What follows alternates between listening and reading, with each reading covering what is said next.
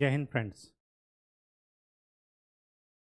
उत्तर प्रदेश की सीरीज हम लोगों की चल रही थी और इसी सीरीज में आज आगे बढ़ते हुए आज का जो हमारा टॉपिक है वो है जो उत्तर प्रदेश के प्रमुख नगर हैं उनके कुछ प्राचीन नाम। ये आपका मैच ऑफ द फॉलोइंग में पूछा जाता है, तो आपको चीज़ें ध्यान में रखनी है। तो चलिए आज का टॉपिक स्टार्ट करते हैं। उत्तर प्रदेश के प्रमुख नगरों के प्राचीन नाम।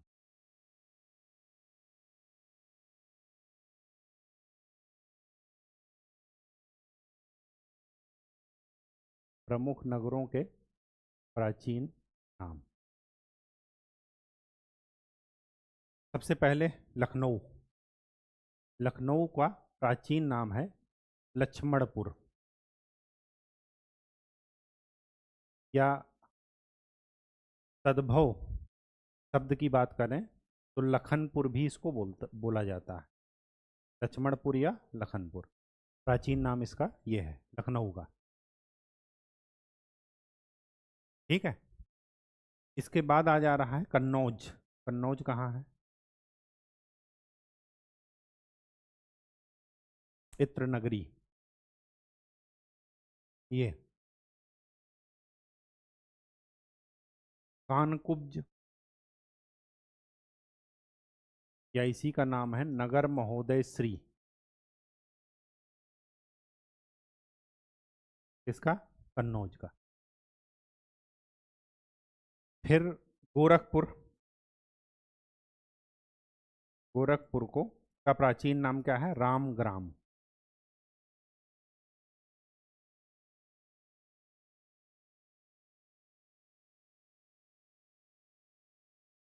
ठीक है।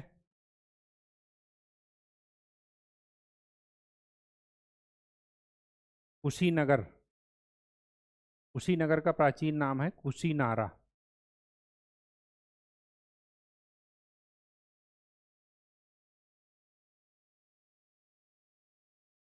रामपुर बरेली, इसका प्राचीन नाम है अहिच्छत्र। प्राचीन इतिहास में आप लोग 16 महाजनपद में पढ़े होंगे अहिच्छत्र। ठीक है। बरेली, रामपुर। मथुरा, मधुपुरी।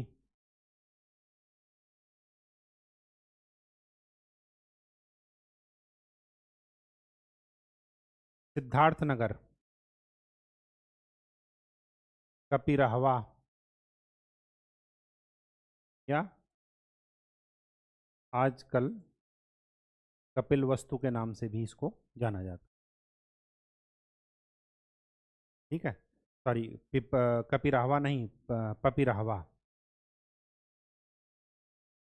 पिपरहवा।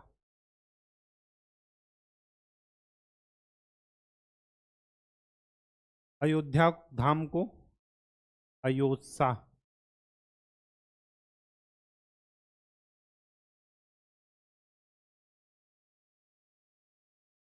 वाराणसी के पास एक स्थान है सारनाथ, जहां पर गौतम बुद्ध जी ने पहला उपदेश दिया था।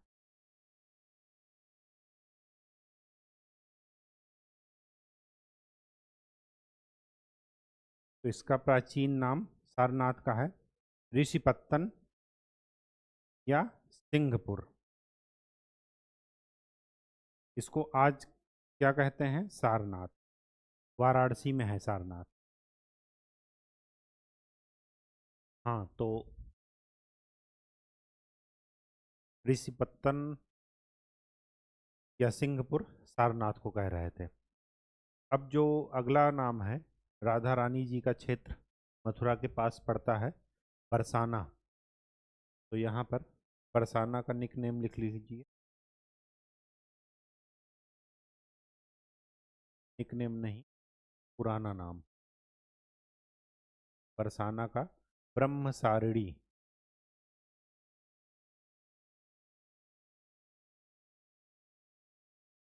इसका पुराना नाम है बरसाना का। ठीक है। और कानपुर के पास एक क्षेत्र है इसका नाम है बिठूर। बिठूर आजकल का आधुनिक नाम है और इसका प्राचीन नाम है ब्रह्मवर्त। ब्रह्मवर्त, ठीक है। कानपुर का पुराना नाम कानपुर। कानपुर, ये प्राचीन नाम है कानपुर का, ठीक है। इसके बाद मेरठ के पास एक जगह पड़ती है जिसका नाम है हस्तिनापुर। हस्तिनापुर, हस्तिनापुर को जैन लोगों की काशी भी बोला जाता है, ठीक है। तो हस्तिनापुर को प्राचीन समय में क्या कहते थे? दान तीर्थ। दान तीर्थ, ठीक है। और एक और क्षेत्र है कासगंज। कासगंज यहाँ पर है ये, इसको सूकर क्षेत्र बोला जाता है। कासगंज में एक जगह है, का नाम है तोरो, तो उसी को सूकर क्षेत्र बोला जाता था, ठीक है। मोस्ट इम्पॉर्टेंट जो कि कई बार पूछा गया है, श्रावस्ती को सहेट महेट कहा जाता था प्राचीन काल में। ये क्वेश्चन एक बार पूछा गया है।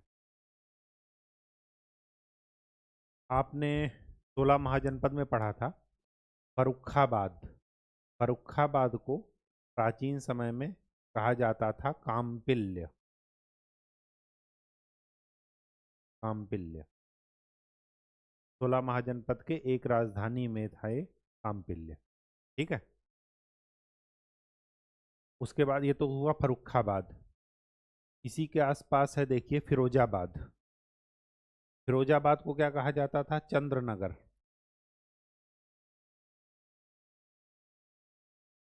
या चंद्रवार।